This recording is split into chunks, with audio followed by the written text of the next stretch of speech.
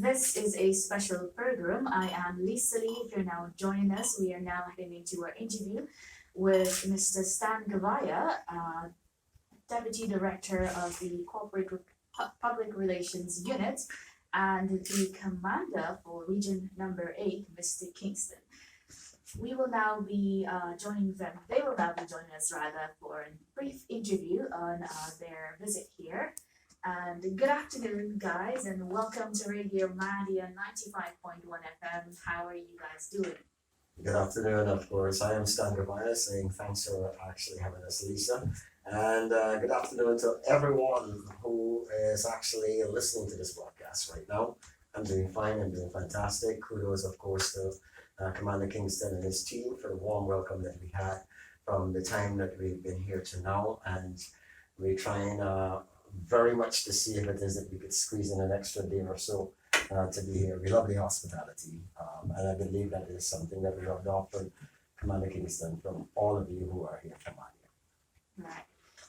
Okay, thank you this afternoon. Welcome. Thank you for welcoming us here, Lisa. And basically, I am here to let the listening public of Madia and whoever else is listening, let them know what we are doing in Region 8 policing wise.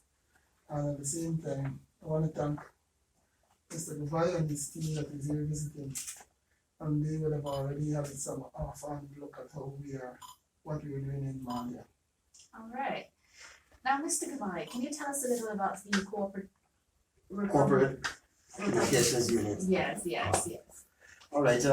This is formerly the Public Relations Office of the Ghana Police Force. As you know, any organization that has the magnitude of work that we do will have a PR department. However, given government's strategic improvement plan, it was realized that there's more need for not just PR, as we would call it, but for communication. PR being the situation where you just have someone or you have an office that is responding to whether positive or negative things that affect that organization. And as such, it's oftentimes more reactive. And the mission is obviously to be more proactive and to be able to highlight a number of projects, schemes, and programs of the Ghana Police Force that many times is not talked about or highlighted. And sadly, it would have lent to that one track or negative impression by the public of the Ghana Police Force. And even so, when we came and we joined, obviously, within that initial process, we started to learn about so many things, good things that are being executed by the Ghana Police Force, but they're never actually put out into the public. And oftentimes I think we as citizens take it for granted that preventing crime is also part of the mandate of the Ghana Police Force. And simply because there's no figures of the preventing crime or not much testimonials that are put in the public, people seem to think that whenever a crime does occur, they should, maybe rightly so, beat up on the police. But there's no credit for when the prevention happens. There's no credit for when the situation occurs where very quickly the police are able to apprehend perpetrators, and it goes all the way to a successful conviction. And many of these stories get lost in dialogue sometimes, or just among all the noise of everything else that is happening. Outside of that, the police in various regions have been, and this one included, been providing some vital services despite the constraints that they have, that usually goes not necessarily on time but unsung. And as such, again, it kind of does not give that glowing image that is rightly belonging to the Ghana Police Force. And so we as a team are seeking to change that, but we're not coming into this as, okay, we know it all and this is what we want to do and the others have to follow. The commanders are running the various regions, like Mr. Kingston, who is running this region. They understand the region, the people. That's the reason why they're here. And they know what constraints they have. They know what they've been doing silently, and really saying to them, here, some of these things need to be highlighted. People need to know. And we're already getting certain traction when people see certain things, even merely just put up on our social media pages or on our website, which is GhanaPoliceForce.gy. And people are saying, well, really, the Ghana Police Force does this? We've started to see an uptick in many people, or many persons becoming interested in saying, how can I join? Is there any vacancy in this area? Can I be a part of this? And one of the other initiatives that we find that they're doing is starting youth groups, which helps to prevent crime if you get young people meaningfully involved. And the police force generally, and let Mr. Kingston talk about that within his region, many are, they know that obviously idle minds will create, or they're basically fertile enough for negative things to happen. And they're looking to actually engage many of those young people who might not have anything to do to be meaningfully engaged in employed and to change the image. And those are some of the things that would stem criminal activities, help people to be more law abiding, and to also foster greater relationship between the police and the citizens, which is known as a public-private partnership. Right. Yes, not only is the police locking up persons or prosecuting persons, but we are also ensuring that we keep a very close relationship with members of the public. First of all, let me start off by saying that Region 8 is enjoying a 73% decrease in all serious crimes. Having said that, we have resuscitated one of our policing groups because the police alone cannot work in isolation. The police can't do it alone. So we are looking forward to have members from the corporate public to be on board.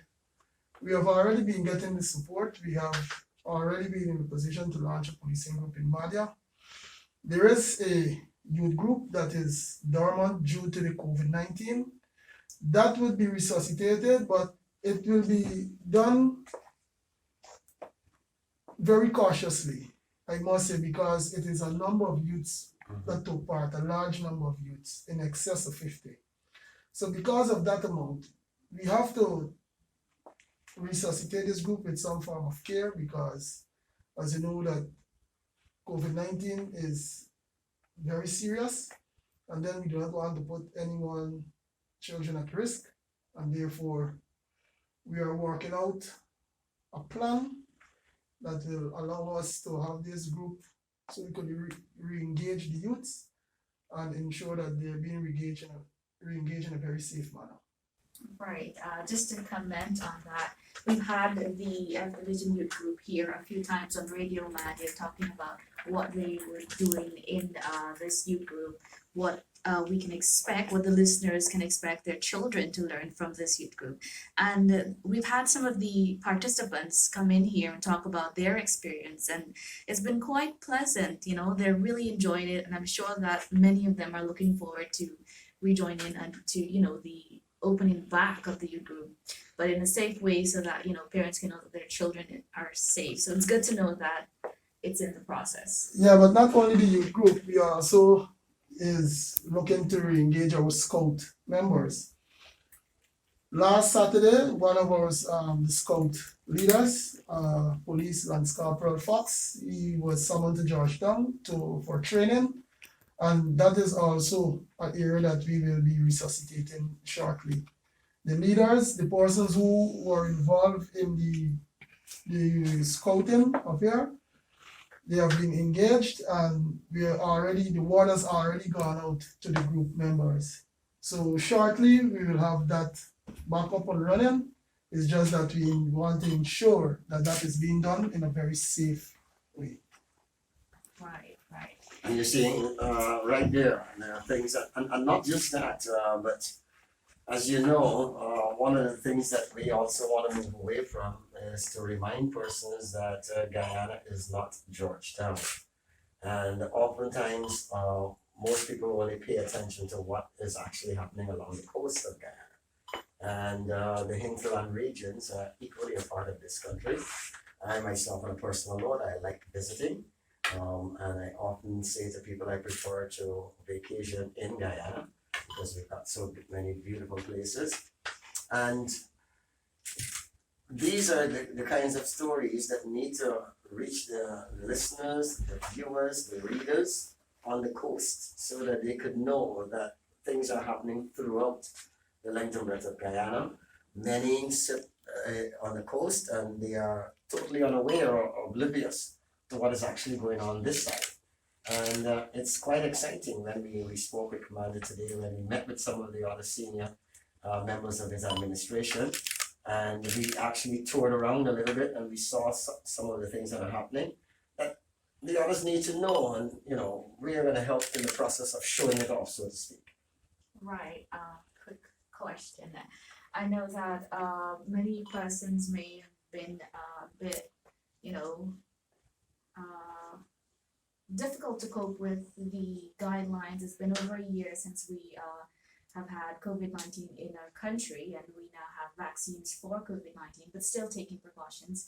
And the police have been doing the best they can to carry out these guideline measures and make sure persons are out of the area by the time curfew. And a lot of persons may not totally agree with these measures, but they are in place to keep us safe. And you know, the police are also just doing their job to make sure that everyone's safe. And you know, but it's apart from applauding the frontline healthcare workers, I think they deserve a round of applause as well, because they've been doing the best they can, going out and making sure that the streets are safe. And according to what our commander just said, the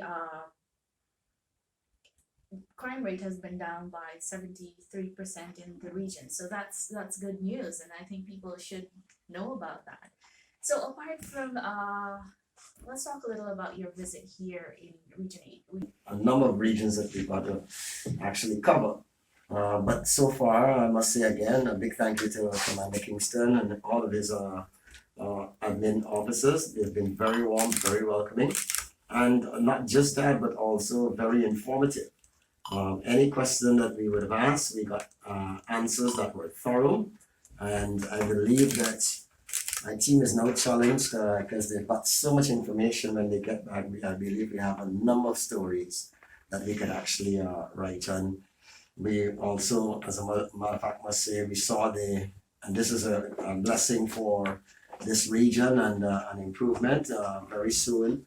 In a matter of months, I believe, the new regional headquarters will be completed and they will be able to enjoy the services of that. And one of the things that is happening is a more modern kind of a police facility, where evidently in the cases of when you have to, in cases of sexual offenses, now moving away from the situation where when there's an issue where the victim has to identify the perpetrator, they can be in comfort and obscurity from the perp, so that you don't have that kind of intimidation that may occur.